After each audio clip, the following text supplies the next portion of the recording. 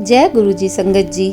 गुरुजी की असीम कृपा से हम आपके सामने तीसरा अध्याय प्रस्तुत करने जा रहे हैं, जिसका नाम है गुरुजी कृत्य देवालय। दूर राजधानी के कोलाहल से दूर एक स्थान है जहाँ पर लोगों की आत्माएं पुनः प्रसारित हो सकती हैं और उनके हृदय वहाँ के सौंदर्य में डूब जाते हैं।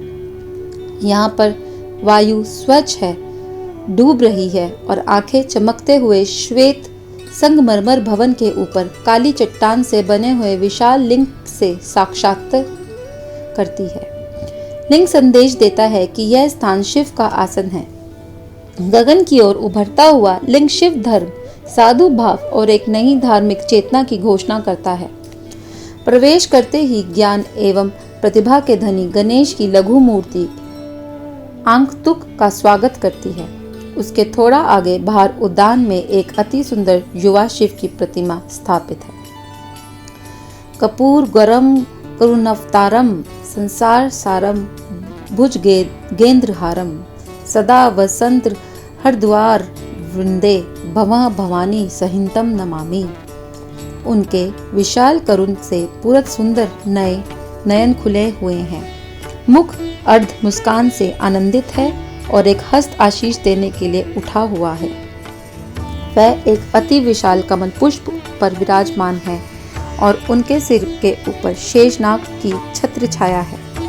अंदर मंदिर में पीतल निर्मित महेश्वर इसी मुद्रा में विराजमान है। उल्लेखनीय है कि महायोगी शिव तपस्या नहीं कर रहे हैं। ऐसा प्रतीत होता है कि मानो अभी तपस्या समाप्त कर एक पैर नीचे कर अपने भक्तों की समस्याओं का समाधान करने के लिए तत्पर है। मुख्य कक्ष में ओम नमः शिवाय सामने दीवार पर अलंकृत है। यह शिव जी और गुरु जी दोनों एक ही हैं का अपने उन भक्तों को आशीर्वाद है, अविनाशी वचन है जिन्हें उन पर श्रद्धा और विश्वास है। असंभव लिंग निर्माण। यह गूढ़ तथ्य कि यह स्थान वास्तव में त्रिकालदर्शी शंकर महादेव का ही है। निर्माण काल के समय हुई विलक्षण घटनाओं से निर्माण से संबंधित और वहां पर सदा जाते रहते हैं उन महाभवनों के अनुभवों को स्पष्ट हो जाता है। मंदिर निर्माण के समय कार्य में अनेक बाधाएं आई हैं। प्रत्येक अवसर पर चमत्कारिक रूप से वह दूर भी हो गई हैं। यह गुरु जी के निजी हस्तक्षेप के कारण ही संभव हुआ। निर्माण प्रारंभ होने से पूर्व इस भूमिखंड पर अनेक झाड़ियां, वृक्ष और विशाल शिलाखंड पर पत्थर थे जिन्हें साफ करना और हटाना आवश्यक था, परंतु हर झाड़ी और पत्थर के नीचे सर्प था। एक को हटाने पर और प्रकट हो जाते थे। यह देखकर वहां पर कार्य करने वाले कर्मी भाग गए। अडिग निर्माण प्रभारी रघुवीर नामक एक सिख भक्त संयोग से, जिनकी दृष्टि अति क्षीण थी, गुरुजी पर विश्वास रखने वाले श्रद्धालुओं के लिए एक और प्रसंग ने और कर्मी बुलाए, किंतु इतने सांपों को देखकर भी वह भी भाग गए। अतः रघुवीर ने गुरुजी को उस समस्या से अवगत कराया। गुरुजी ने मुस्कुराकर रघुवीर को निर्देश दिया कि वह और कर्मी किराए पर लाए और आश्वासन दिया कि यह समस्या पूर्ण नहीं होगी। और ऐसा ही हुआ। अगली बार जब कर्मी आए तो उस खंड में एक भी सांप नहीं था। मंदिर का निर्माण कार्य वर्षा ऋतु से प्रारंभ हुआ था। हर बार जब कंक्रीट डाला जाता था तो वर्षा रुक जाती थी। निर्माण कार्य में लगे हुए लोगों को शीघ्र ही विश्वास हो गया कि यह संयोग नहीं है। गुरुजी स्वयं कहा करते थे कि घटनाएं चयन से होती है, देवयोग से नहीं। गुरुजी का आदेश था कि मंदिर का गुंबद लिंग की आकृति में होगा। यह तभी संभव था जब उसको ठोस आधार दिया जाता, परंतु गुरुजी इसके विरुद्ध थे। वास्तुविद तक मानना था कि यह अव्यवहारिक है और उन्होंने इसका भरपूर विरोध किया। तथापि निर्माण गुरुजी के आदेशानुसार प्रारंभ हुआ। अब दिल्ली में एक ही राजगीर था जो यह कार्य करने में सक्षम था, परंतु उसे ढूंढना सरल नहीं था। रघुवीर ने उसको कैसे खोज निकाला, यह स्वयं में ही एक सत्संग है। निर्माण करते हुए लिंग का निचला भाग बिना समस्या के बन गया, किंतु ऊपरी भाग में दरारें आ गई। रघुबीर को इस समस्या से अवगत किया गया। उन्होंने ठेकेदार को पुनः निर्माण करने को कहा, किंतु फल वही रहा। अब समस्या निदान हेतु गुरुजी के सक्षम रखी गई तो उन्होंने उत्तर दिया कि उनको पूर्ण प्रयत्न करने को कहा। इस बार वह उसको आधार देंगे। फलस्वरूप कार्य तीसरी बार पुनः प्रारंभ किया गया और इस बार ऊपरी वृत्ताकार भाग बिना किसी कठिनाई के, बिना किसी दरार या रुकावट के पूर्ण हो गया। गुरुजी द्वारा दिए गए आधार से दोष समाप्त हो पाया, उसे आवश्यक शक्ति प्राप्त हुई और लिंग निर्माण संभव हुआ। यह वास्तव में अचरज की बात है कि गुरुजी की अलौकिक शक्ति किस प्रकार से इस संरचना को संभाले हुए है। निर्माण के समय शिवलिंग में हल्के भार और हल्के रंग की टाइल लगाई गई थी। बाद में इनको काली ग्रेनाइट से अतिरिक्त कर दिया गया। तत्पश्चात लिंग के मध्य में से एक भारी भरकम फानूस भी टांग दिया गया। इस प्रकार न केवल एक असंभव रचना हुई, उस पर वजन भी डाल दिया गया। यह गुरुजी की कृपा ही है जिसके कारण लिंग अपने स्थान पर उस विश्व के भौतिक नियमों के प्रतिकूल आज भी स्थिर है। चमकृत भूमि। मंदिर और उसके परिवेश के निर्माण के समय पूर्ण रूप से प्रत्यक्ष हो गया था कि इस स्थान के त्रयंबक की कृपा है। अनौपचारिक दर्शन भी यहाँ के फूल पौधे और वृक्षों की विशिष्ट उपज देखकर अचंभे में पड़े बिना नहीं रहते।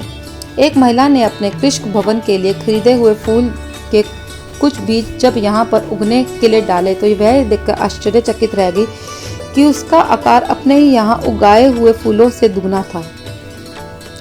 एक बार गुरुजी से मंदिर की धूप पुनः बिछाने की आज्ञा ली गई। उन्होंने सहर्ष ही यह प्रस्ताव स्वीकार कर लिया, किंतु अधिक समय शेष नहीं था।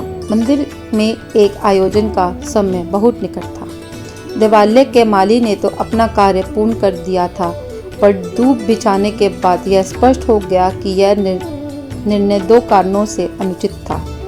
प्रथम, धूप को पूरी तरह से उगने के लिए अधिक समय की आवश्यकता थी। दूसरा यह है कि जिस प्रजाति की धूप डाली गई थी वह पहली कटाई से पूर्व पैर में चुभती और उसके पश्चात ही मलमल की तरह नरम होती है।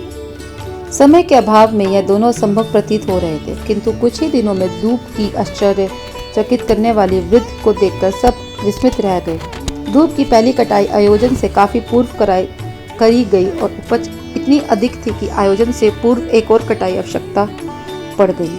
आयोजन के समय प्रांगण में धूप की उत्कृष्टता देखकर अंगाकुत प्रशंसा किए बिना नहीं रहे। इस प्रसंग को सुन और देखकर धूप के विषय भी विश्वास नहीं कर पा रहे थे। सर्वव्यापी गुरुजी। देवालय में यदा कदा कुछ आश्चर्यजनक घटनाएं होती ही हैं जो दैविक अलौकिक शक्ति की ओर संकेत देती हैं। मंदिर में दर्शकों ने अक्सर प्रांगण में शिव की प्रतिमा के भाव बदलते देखे हैं और वर्ष 2006 में होली के अवसर पर मुख्य सभागृह में पीतल की शिव प्रतिमा पर एक स्थान पर रंग लगा देखा गया। यह सुनिश्चित है कि सर्वव्यापी गुरुजी ने की दृष्टि सदा उस मंदिर पर रहती है। एक अध्यापिका के वृत्तांत वर्णनीय है। गुरु पूर्णिमा के अवसर पर वे प्रातःकाल 6:15 बजे अपने विद्यालय जाने से पूर्व मंदिर गई।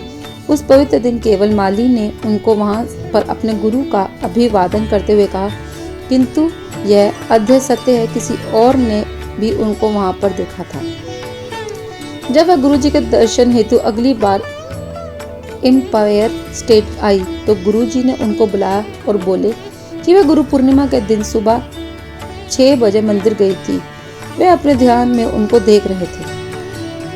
श्रद्धा के पूर्ण जागरण। स्पष्ट है कि यह बड़ा मंदिर गुरु कृपा के स्थापत्य कला का अत्यंत उत्कृष्ट उदाहरण है जो भक्त को सौम्य और स्नेह भाव से अपनी ओर खींच लेता है। यह उनके अध्यात्म का पवित्र स्थान है, शिव और नानक का प्रिय स्थान।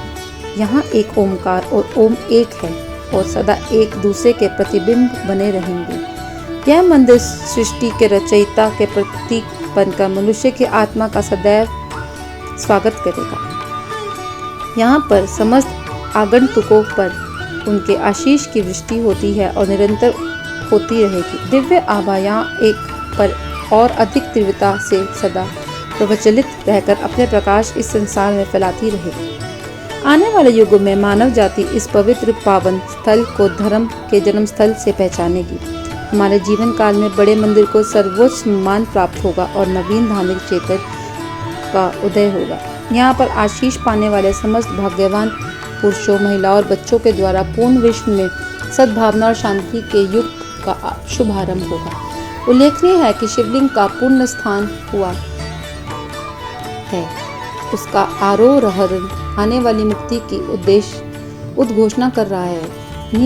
नियति के क्रूर हाथों द्वारा पीड़ित रोग एवं अज्ञान से मुक्त होंगे, व्याप्त पापों के से बंधित और पराजित नवीन शक्ति और साहस प्राप्त कर विजय होंगे। केवल आस्था और निर्भयता की छोटी सी नौका, जिस पर पतवार मात्र सतगुरु के शब्द और कृपा है, से सहजता से उत्पीड़न के सागर को पार करने का सामर्थ्य मिलेगा। पथिकों की ओम नमः शिवाय शिवजी सदा सहाय की पुकार से उनको विश्राम स्थल मिलेंगे। संकट और अत्यंत कठोर यातना काल में देव स्थान से में अंकित यह शब्द गुरु जी के परिश्रम से उनके हृदयों और मान पर चहित्र उनकी हुंकार मृत रक्षक, प्रेम और एकमात्र दिशा दर्शक होंगे। अधर्म अपनी चरम सीमा पर पराजित होगा और भक्त सुरक्षित रहेंगे। भौतिक और मानसिक पीड़िताओं से ग्रस्त आप अपने से ही संग्राम करती एक इस संस्कृति के योद्धाओं को यह शिवालय निर्वाण प्रदान करेगा। इस देवालय से प्रतिपादित होती गुरु जी की करुणा सबका निदान करेगी। कालांतर में यह मंदिर उनका प्रभुत्व प्रमाणित करेगा।